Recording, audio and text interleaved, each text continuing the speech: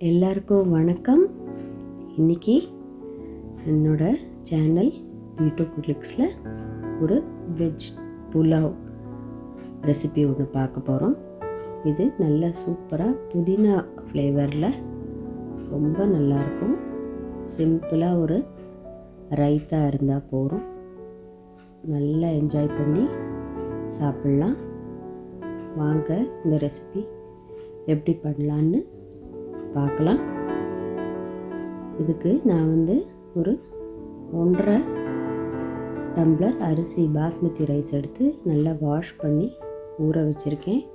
ஒரு மிக்ஸி ஜாரில் 2 பச்சை மிளகாய், கொஞ்சமாக ஒரு கைப்பிடி புதினா, கொத்தமல்லியோட இந்த நம்ம ஸ்டெம்மு அதெல்லாம் ஆட் பண்ணுறேன். அப்புறம் கொஞ்சமாக இஞ்சி பூண்டு இதையும் ஆட் பண்ணி இதை அரைச்சி வச்சுக்கலாம். ஒரு பேனில் 4-5 டேபிள் ஸ்பூன் எண்ணெய், 1 டேபிள் ஸ்பூன் நெய் விட்டு கரம் மசாலா, ஹோல் கரம் மசாலா ஆட் பண்ணியிருக்கேன். உங்களுக்கு என்ன ஃப்ளேவர் பிடிக்குமோ ஆட் பண்ணலாம். நான் 2 வெங்காயம், கொஞ்சமாக காலிஃப்ளவர் கட் பண்ணி வச்சுருக்கேன். அப்புறம் பீன்ஸ், கேரட், உருளைக்கிழங்கு இதெல்லாம் இந்த புலாவுக்கு போட போகிறேன். இந்த கரம் மசாலா, ஜீரகம்லாம் நல்லா பொரிஞ்சதுக்கப்புறம் நம்ம வெங்காயத்தை ஆட் பண்ணி நல்லா வதக்கி விட்டுக்கலாம்.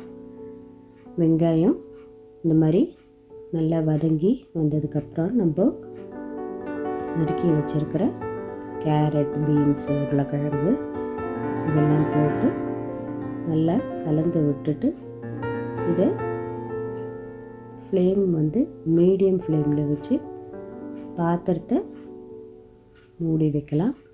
தண்ணி எல்லாம் ஒன்றும் ஆட் பண்ண வேண்டாம். ஒரு 3-4 மினிட்ஸ்க்கு அப்புறம் பார்த்திங்கன்னா கொஞ்சமாக இந்த காயெல்லாம் ஓரளவுக்கு கொஞ்சமாக வெந்திருக்கும். இதோட இப்போது காலிஃப்ளவரை நான் சேர்த்துக்கிறேன்.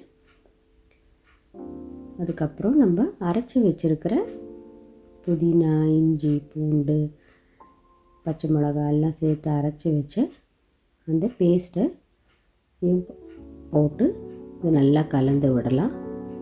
ஒரு கைப்பிடி ஃப்ரோசன் பச்சை பட்டாணி அதையும் சேர்க்குறேன். இதெல்லாம் நல்லா கலந்து விட்டுட்டு திரும்ப மூடி போட்டு மூடி வைக்கலாம். இங்கே பாருங்கள், இப்போது ஒரு 3-4 நிமிஷத்தில் இந்த தண்ணியெல்லாம் நல்லா வற்றி இந்த பச்சை ஸ்மெல்லெல்லாம் போயாச்சு, இஞ்சி பூண்டோடது. அதுக்கப்புறம் இந்த புலாவுக்கு தேவையான தண்ணி ஆட் பண்ணிக்கலாம். உப்பும் உங்களுக்கு தேவையான அளவு சேர்த்துக்கோங்க.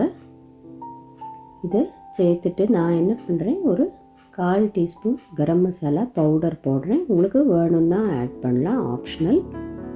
ஒரு 1/4 மூடி எலுமிச்சம்பழத்தை இதில் பிழிஞ்சு விட்டுருக்கேன்.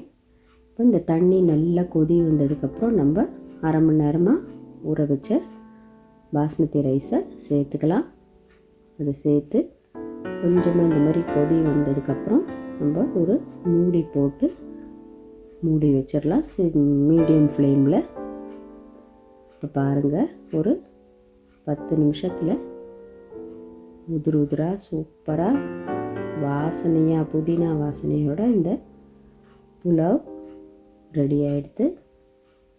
சுட சுட சர்வ் பண்ணி ஒரு சிம்பிளாக ஒரு வெங்காயம், வெள்ளரிக்காய், தக்காளி எது வேணால் நம்மளுக்கு என்ன பிடிக்குமோ அதை வச்சு ஒரு ரைத்தாவோட இதை சர்வ் பண்ணுங்கள். கண்டிப்பாக இந்த ரெசிபி ட்ரை பண்ணி பார்த்து எப்படி இருக்குன்னு கமெண்ட் பண்ணுங்கள். தேங்க்யூ.